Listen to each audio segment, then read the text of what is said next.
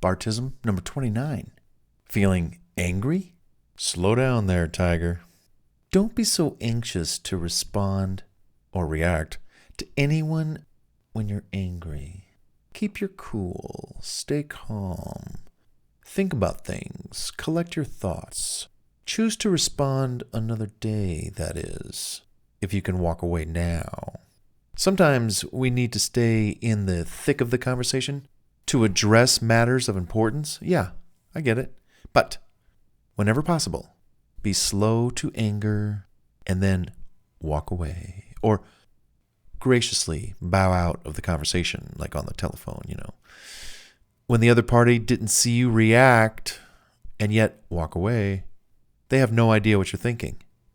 Like I've said earlier, think before you speak and pause before you respond. It's just good for you. I remember this one guy was trying to get me out of this particular building. He wanted me to leave, and I was leaving. I was walking out. And he followed me, like right behind me, almost touching my back as I was walking towards the door. I knew what he was trying to do. He was trying to, agitate me, try to initiate some kind of a fight with me, testing my patience and my ability to keep my cool. He wanted me to turn around and swing or something, and then he would, play the victim and all that crap. I knew what he was trying to do, Well, I kept my cool. I even stopped, and he bumped into me. He was trailing me that close. But I made it out of the building, and he never got his chance to say, I threw a fist, or I raised my hand, or I initiated something. He never got the chance. In another instance, a guy came up to me, and he put his forearm on my chest, accusing me of all sorts of stuff. This was like out in public, like on a sidewalk outside of like a restaurant, I put my hands in my pockets to let strangers and cops who might be driving by see that I was probably just talking to a friend, because my hands were in my pockets and not clenched in a fist like to fight. I told him, dude, you don't know me and I don't know you. You or I could be an MMA fighter. It's best you don't do what you're going to do to me, and I don't want to do to you what I want to do to you. I sized him up, and he kind of looked like my nephew's size, who I used to toss up and down and wrestle with to the ground and use my weight to squash him. But I digress.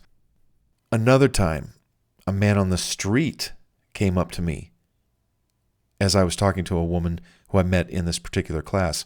We were hanging out by her car and minding our own business.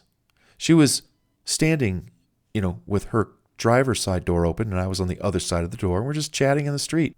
He came over from the other side of the car where the sidewalk was, and he stood right up against me. And I could smell the alcohol on his breath. He was that close.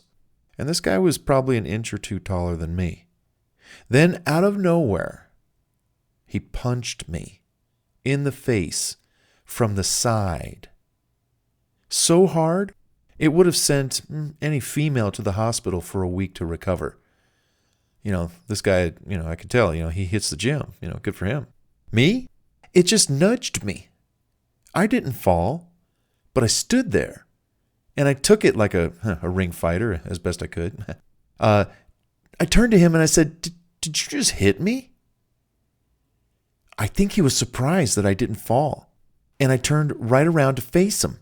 Well, before I could blink an eye, he was on the sidewalk running for his life, probably afraid that we'd call the cops on him, because basically he did assault me, and I could easily press charges and send his behind to jail for a few weeks. But I'll tell you what, though, I personally implemented the rule of street fighting, which is you never get into a street fight.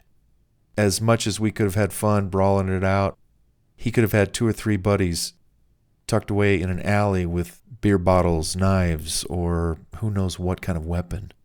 There's no referee. There are no rules. Somebody could have died that night. So the best thing I did was just remain cool, calm, and collected and just say, did you just hit me? I actually spoke to him. Did you just hit me? Instead of me flinging my fists in response And in retaliation or defense, I just, did you just hit me? And I think he was stunned that I did take his punch. And, whatever, doesn't matter. So that's the thing. What gets into people to think that they can lash out on other people physically or do what they do to others in the name of rage and anger and touching people without their consent, hitting people in acts of violence?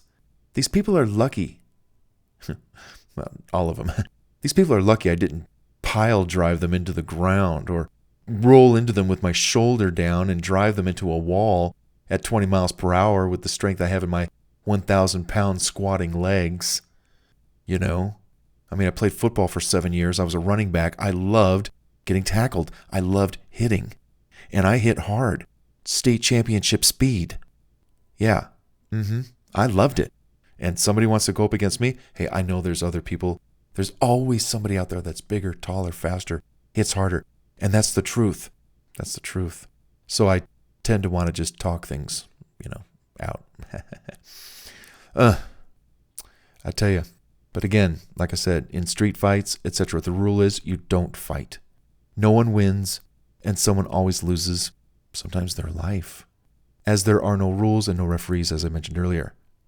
So it's best to hold your composure, look them in the eye, say no thanks, and watch them as you walk away to prevent any surprise attacks, if you know what I mean. Don't turn your back on your enemy, So when it comes to anger, you're slow to anger. And in fact, it's so funny, isn't it, how these previous Bartisms, if you've been listening to, Bartism 1 through 28, how so many of them come into play when you're in these kinds of emotionally charged situations. The guy hit me, and all I did was turn to him and say, did you just hit me? In a calm voice. It wasn't like, no, I just said, did you just hit me? And then in these other instances, hands in the pockets, controlled. But, everybody's different, and everybody's different strengths, different heights, different experiences with fighting. But the point here is, even in verbal discussions, be slow to anger. It never looks good. And remember, what you say in seconds is remembered for a lifetime. Better to have the pain of a few seconds or minutes, biting your tongue, shutting up, and just letting the other person just blurt out all that they want to talk about, instead of you saying something you'll regret for the rest of your life. Now, how many times is that going to happen? 1 time, 10 times, 20, 50, 100 times you said something that you regret? Now you're living with 100 things of regret in your daily life, and you're trying to have fun and a party attitude. No, that's kind of difficult. I would rather suffer for the few seconds or minutes while the arguing's going on, and I would just be slow to anger until we all calmed down. And then I'd say, now let's discuss this, or I want to leave the room because, I'm getting angry and I need to go get an ice cream, Slow down there, Tiger. Always be slow to anger.